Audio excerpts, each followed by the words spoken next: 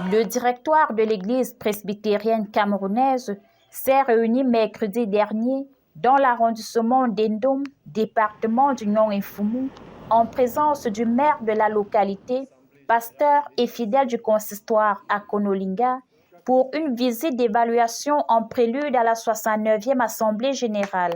Après le mot de bienvenue du modérateur du consistoire et l'exposé sur l'état des lieux par le président local du comité d'organisation, le secrétaire général s'est dit satisfait et se rend pour la suite. Je rends grâce à Dieu que nous soyons venus dans cette mission régalienne qui est la nôtre de visiter le site qui doit héberger l'Assemblée générale. Le niveau d'avancement des préparatifs est assez satisfaisant. Les projections ne sont pas négligées.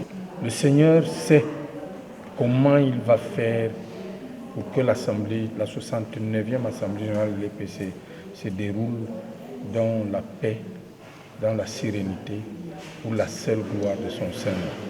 Même état d'esprit des maillons de cette organisation, unanime quant à la réalisation probable des objectifs escomptés. Nous rendons grâce à Dieu pour la visite du secrétaire général qui est venu toucher du doigt les réalités de ces préparatifs. Nous avons pris un certain nombre de résolutions lors des travaux des assises de notre consistoire il y a quelques semaines, la paroisse à Konolinga. Et je crois qu'à ce jour, nous sommes en train d'implémenter cette politique d'organisation sur le terrain. Je suis extrêmement heureux d'avoir l'honneur d'accueillir la 69e Assemblée générale de l'EPC à Endom. C'est un grand honneur, c'est une marque de confiance et d'estime qui nous interpelle beaucoup, qui nous demande à faire tout pour que cette Assemblée générale que nous voulons sous le signe de la réconciliation, de l'évangélisation et de la paix soit un véritable succès. La paroisse Oti a-t-elle d'ailleurs un dernier ressort?